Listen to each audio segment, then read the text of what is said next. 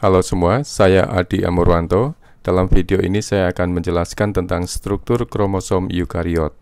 Topik yang akan dibahas adalah kromosom mitosis, sentromer, telomer, kromosom interfase, heterokromatin, eukromatin, hipersensitivitas terhadap DNA C1, metilasi CpG, varian histon, dan modifikasi. Bagian yang pertama yaitu kromosom mitosis. Ini adalah gambaran kromosom yang cukup dikenal dengan kondisi yang sangat kompak pada tahapan metafase dari mitosis. Kromosom mengandung dua molekul DNA yang masih terikat pada sentromer, dua kromatid sister identik yang merupakan produk dari replikasi atau penggandaan DNA pada tahapan S atau sintesis dari siklus sel, akan dipisahkan pada tahapan anafase mitosis. DNA dipetakan sepanjang kromosom sebagai garis lurus atau linear, walaupun kondisinya berbelit-belit atau berpilin. Struktur dari bagian kromatid pada tahapan mitosis diperlihatkan di sini. Loop dari kromosom keluar dari matriks inti atau scaffold yang terdiri dari membran protein. Loop terdiri dari kromatin dalam bentuk 30 nanometer. Loop terentang sepanjang 300 nanometer dan diameter dari ujung loop yang satu ke ujung loop satunya lagi sekitar 1 mikrometer.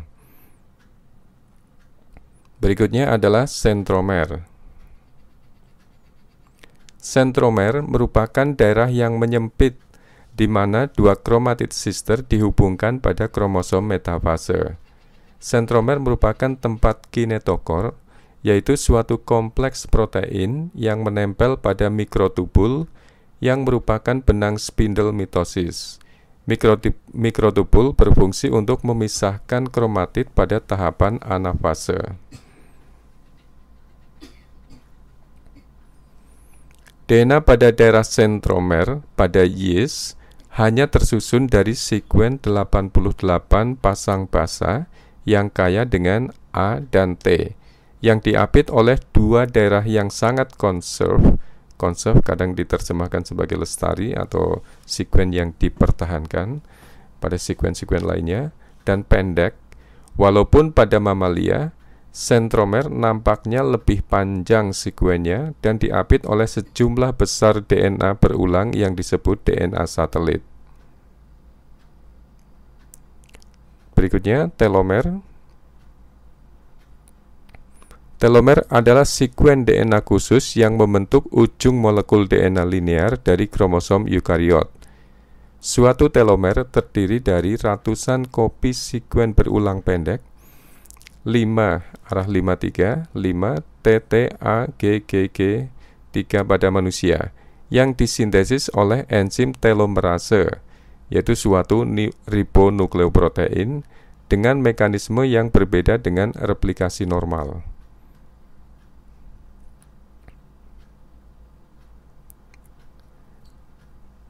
DNA telomer membentuk struktur sekunder khusus yang fungsinya melindungi ujung kromosom dari degradasi.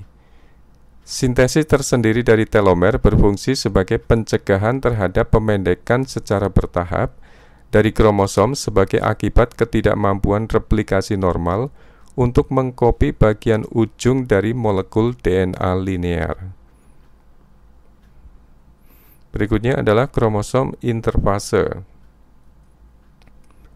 Dalam interfase, gen-gen pada kromosom ditranskrip dan replikasi terjadi selama fase S atau sintesis DNA. Dalam periode ini, yang merupakan bagian terbesar dari siklus sel, kromosom mengadopsi struktur yang lebih longgar atau terurai dan tidak bisa divisualisasikan secara individu. Diduga, loop kromosom masih ada dan menempel pada matriks inti. Berikutnya, heterokromatin. Heterokromatin terdiri dari bagian kromatin pada interfase yang masih sangat kompak, walaupun tidak sekompak saat pada tahapan metafase. Heterokromatin bisa divisualisasi di bawah mikroskop sebagai daerah yang padat di sekeliling nukleus dan kemungkinan terdiri dari daerah fiber 30 nanometer. Heterokromatin merupakan daerah yang tidak aktif di transkripsi. Kebanyakan dari heterokromatin terdiri dari DNA satelit berulang dekat dengan sentromer. Dalam beberapa kasus, seluruh kromosom dapat tetap sebagai heterokromatin. Misalnya, 1 dari 2 kromosom X pada mamalia betina atau perempuan. Berikutnya adalah eukromatin. Bagian lain dari kromatin yang tidak terlihat seperti heterokromatin disebut eukromatin dan merupakan daerah tempat seluruh transkripsi terjadi. Eukromatin sendiri sebenarnya tidak homogen karena ada bagian yang relatif tidak aktif yang terdiri dari loop kromosom yang kompak dalam fiber 30 nanometer dan daerah sekitar 10% dari keseluruhan di mana gen-gen aktif ditranskrip atau akan ditranskrip pada tipe sel tersebut di mana fiber 30 nanometer telah dilepas dari struktur manik-manik. Bagian dari daerah ini dibuka dari nukleosom, terutama dalam promotor, supaya bisa diikat oleh faktor transkripsi dan protein lainnya. Berikutnya, hipersensitivitas terhadap DNA sesatu. Sensitivitas atau sensivisitas kromatin terhadap nuklease deoksiribonuklease 1 atau DNase 1 yang memotong tulang punggung DNA, kecuali jika DNA dilindungi oleh pengikatan protein, telah digunakan untuk memetakan daerah kromatin yang aktif ditranskripsi dalam sel-sel. Daerah pendek yang hipersensitif terhadap DNase 1 diduga mewakili daerah di mana fiber 30 nanometer diinterupsi oleh pengikatan protein pengatur yang spesifik terhadap sekuen tersebut, sehingga membuka daerah DNA terhadap aktivitas DNase 1. Daerah sensitif yang lebih panjang mewakili sekuen di mana transkripsi terjadi. Daerah ini bervariasi pada tipe sel-sel yang berbeda dan berhubungan dengan tempat gen-gen diekspresikan terutama di sel tersebut. Berikutnya, metilasi CpG. Suatu modifikasi kimia yang penting adalah metilasi CpG.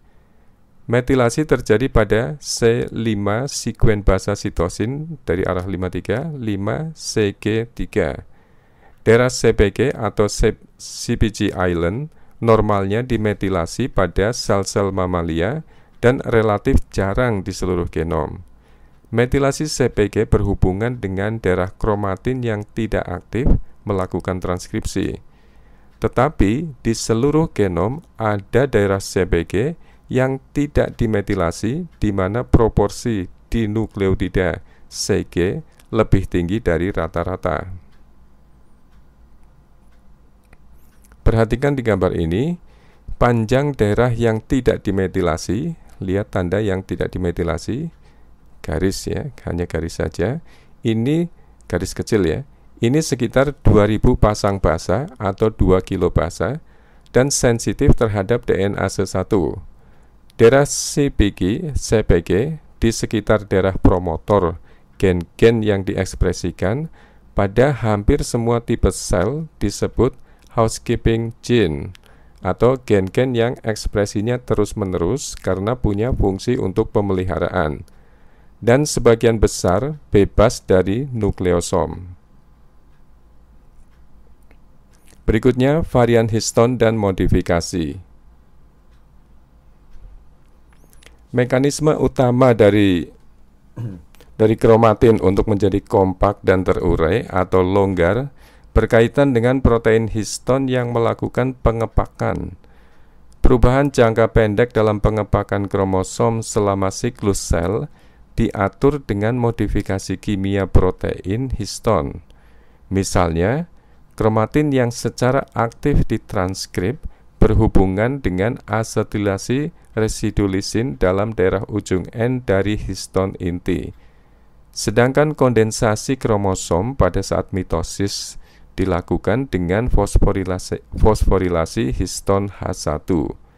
Perubahan ini merubah muatan positif dari protein histon dan mempengaruhi stabilitas bermacam-macam konformasi kromatin, misalnya fiber 30 nanometer atau interaksi di antara mereka. Perbedaan jangka waktu yang lebih lama dari kondensasi kromatin berhubungan dengan perubahan yang terjadi dalam tahap perkembangan dan tipe jaringan yang berbeda. Perubahan ini berhubungan dengan penggunaan alternatif varian histon yang berfungsi dengan merubah stabilitas konformasi kromatin. Histon H5 merupakan contoh ekstrim dari efek ini, menggantikan H1 pada beberapa kromatin yang sangat tidak aktif, misalnya dalam sel-sel darah merah burung.